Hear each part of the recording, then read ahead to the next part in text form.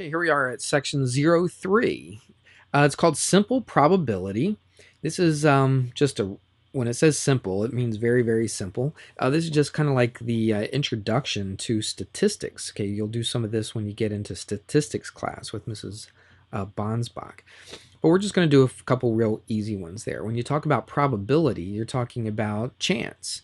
And when you think of chance, maybe you think of here, let's roll this over. Maybe you think of flipping a coin. Okay, you have a chance for it to go heads or tails, as long as the coin is a fair coin. Okay, it's not weighted or it's double sided or anything like that. Two heads or two tails. So you have a 1 in 2 chance to get heads, and you have a 1 in 2 chance to get tails. What about when you roll a dice? You have the probability of getting certain numbers when you roll dice. Now, one of these is called a die, D-I-E. Okay, 2 of them would be dice, or plural would be dice. But let's say you just have one of these right here. What numbers are on there? Well, you don't see every one of these. It's just a picture I grabbed off the internet. But it's you got 1, 2, 3, 4, 5, 6. So you have a 1 in 6 chance to get whatever number, whether it's rolling a 1, 2, 3, 4, 5, or 6. There's no greater probability to get a 6 than there is to get a 2 or a 4 or a 5 or a 3 or a 1. Okay, there's no greater chance as long as the die is fair. Now, a lot of people will have unfair dice, and that's how they can get around that. But we're considering this to be, fair things. So you have a 1 in 6 chance. So these are probabilities. When we say 1 in 6, we write these. Oops, I forgot to get my numbering system up here all ready to go, or my writing system. So like right here, you have a 1 in 2 chance. Okay, 1 in 2 chance in order to get a heads, or a 1 in 2 chance heads, and you have a 1 in 2 chance to get a tails. So you don't have any better of a chance. A lot of people think, oh, always call tails. Tails never fails. But that's not necessarily true. There's just as much of a chance.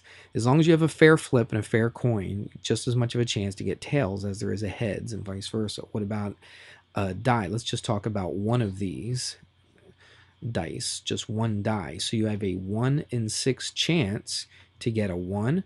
You have 1 in 6 chances to get a 2. You have 1 in 6 chances to get a 3, and so on, 4, 5, 6, as long as you have a fair dice or a fair die. Okay, so that's kind of the idea of probability. So let's scooch this down a little bit. And here's the intro. This is right in your book. I grabbed it right from the book. And it says simple probability. It says a situation involving chance, such as flipping a coin or rolling a die, is an experiment. So we call one of those flips or one of those rolls an experiment. A single performance of an experiment is called a trial. So every one time that you do it, that would be one trial. So like if you flipped a coin and you said, okay, I'm going to flip a coin and I get heads. Does that mean it's going to come up heads every single time? No. So that's not a fair experiment. That's just one trial. You have to do it many, many times to see what comes up the most. If you do it enough times, you're going to see that it's about 50%. Okay, well, it would be exactly 50%. You'll get just as many heads as you will get tails, depending on how many times you flip the coin. It says the result of the trial is called the outcome. Now, an event is one or more outcomes of an experiment. Okay, I'm not going to be real picky about these words, but just in case they pop up. It says when each outcome is equally likely to happen, which means it's a fair coin or it's a fair die, okay? When it's equally likely to happen, the probability in an event is the ratio. Now, ratio means it's a fraction. So when we talk about a ratio of a number, we're talking about comparing one number to another, like we did 1 to 2 or 1 to 6.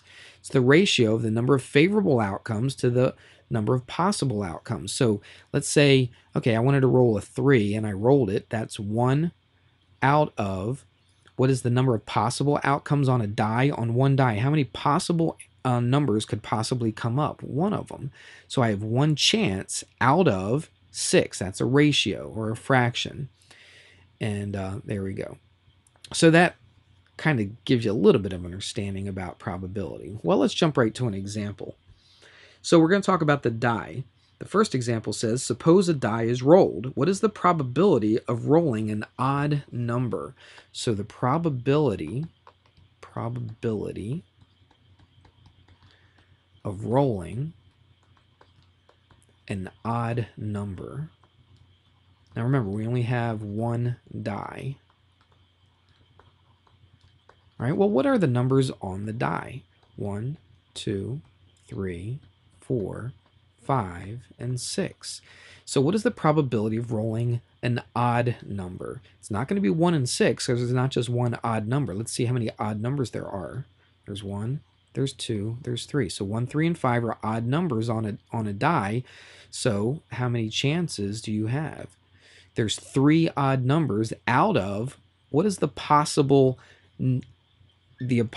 outcomes that could happen on a roll of a die. There's 6 of them. So there's 3 chances that you're going to get an odd number. You could get a 1, or you could get a 3, or you could get a 5. So there's 3 possible chances out of 6 total numbers that you have on your die. And if you reduce that, you should always reduce these fractions. That's 1 and 2. And if you want to make that a decimal, that would be 0.5. If you wanted to make that a percentage, that would be 50%. So what is the chance that you're going to roll an odd number? Well, it's 1 and 2, or 50%. So you have a 50% chance of rolling an odd number when you roll just one die. Okay, here's another example. I've got some, these circles represent balls or marbles, okay? Marbles in a bag, so pretend they're marbles. Nobody plays with marbles anymore, but they're just little tiny glass balls. And there's the different colors. There's the different number of marbles that we have, and they're all mixed up in a bag. And so we have 4 red ones, 3 green, 6 blue, and 2 yellow. It says, what is the probability a randomly chosen marble will not be yellow? So what is the probability that that one marble, that if you choose one marble, it will not be yellow? Well, first of all, like the die or the coin, let's talk about the coin. How many sides did it have? It had 2 possible outcomes. The die had 6 possible outcomes. How many outcomes do we have here? How many marbles are there in this bag that we have the potential of choosing? I've got all these marbles in here. If I pick one, how many marbles are there to pick from? Well, that's 4, and 3 is 7, 8, 9, and 6 is 15. So there's 15 total.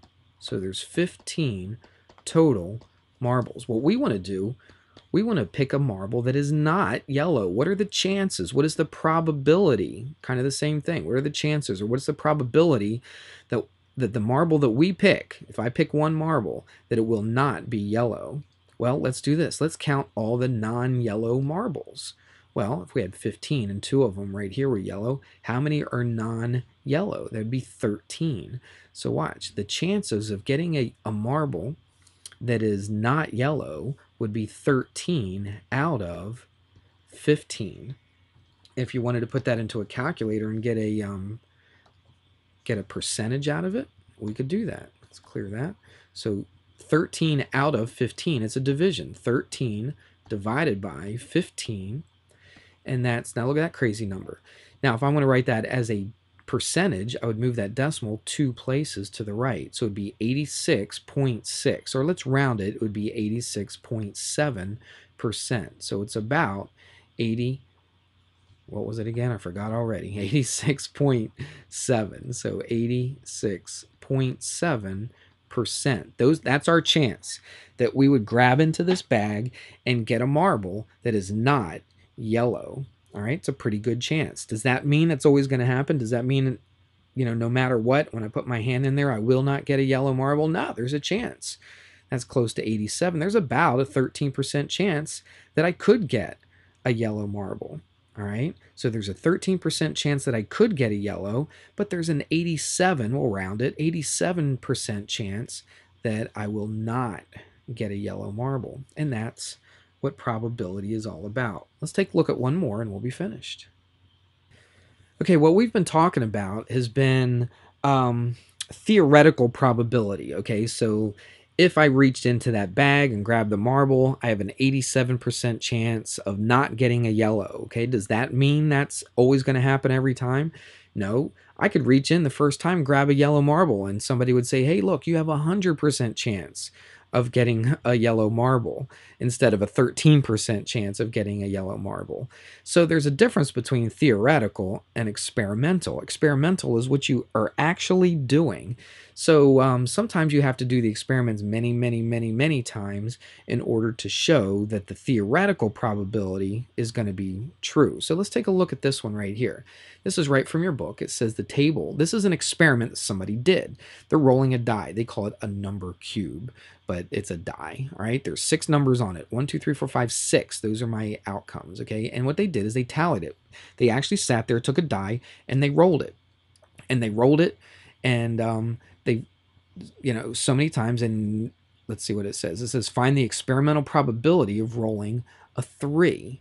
So they rolled it and they put down what they got. So when they get a 3, they put a little tick mark here. They rolled it again, they got a 2, they put another little tally mark. They rolled it, they got a 6, they put a tally mark here. They rolled it again, they got a 1, they put a tally mark. They kept on doing it a whole bunch of times. In fact, they did it 25 times. So they rolled the die 25 times if you add up all these little tally marks. I know it's kind of hard to see, but you can look in the book and it's a little more clear than what this is. But it tells you how many times they rolled it.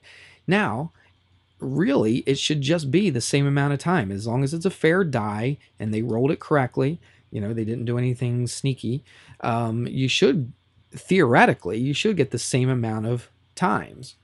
But experimentally, it doesn't always work out that way.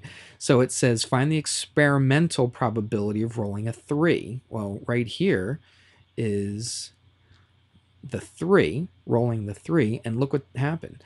It popped up 7 times. So they rolled the die 25 times. It came up the number 3. Remember, this is the number actually on the die. 1, 2, 3, 4, 5, 6. There's a little dots on the die.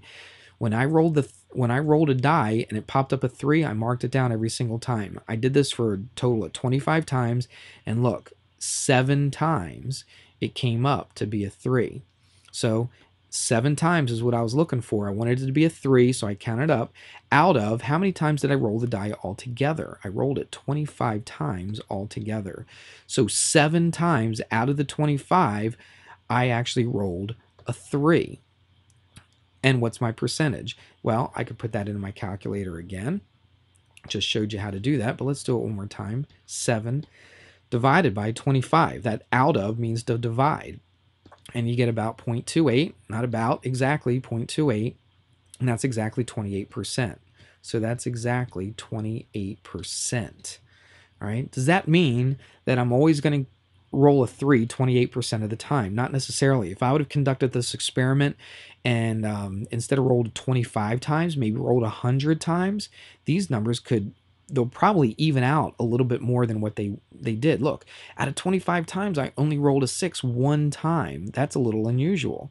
But if I kept on rolling, if I rolled 100 times, 500 times, 1,000 times, 1,000,000 times, all right, that would be a little waste of time. But if I rolled 1,000,000 times, the frequency that each of these numbers came up would all be pretty close to about the same and not such a difference. Okay, 7 times for a 3, only 1 time for a 6. That's just chance. Okay, that's just the chance that you take. That's why it's a good idea not to go to Atlantic City and not to go to Las Vegas and put money down and try to gamble, because it's all about chance. You may think you have the numbers all figured out theoretically, but that doesn't always happen. All right, and Vegas and Atlantic City, they're around. They've been around for a lot of years, and they make a lot of money from people losing their money. And so that would be my suggestion for you. Don't study this in order to try to gamble. Study it so that you understand that you don't have a whole lot of a chance to win too much when you do that kind of thing. All right. So hopefully that gives you a little bit of understanding about probability. So let's take a look. This is page P9, section 03, and we are going to do Yeah, let's do them all. Might as well. They're not that hard. A lot of these are really, really simple. And we're going to do 1 to 23. I see one thing in the problems that they didn't do in the examples is they, instead of writing out the whole word, what is the probability right here, find the experimental probability, they do this. What is the probability that you get the number 3? Okay, so they'll do it like this. It doesn't mean p times 3. It means what is the probability that you will get this number when you roll a die, or what is the probability that you'll get a heads when you flip a coin, or something like that. Okay, so that's a little bit different. They didn't really show that to you in the examples, but that's how they write it in the problems. All right, and of course in class, if you have any questions, I'll be around to help you out. All right, so that is going to be your assignment tomorrow. All right, thanks. Bye.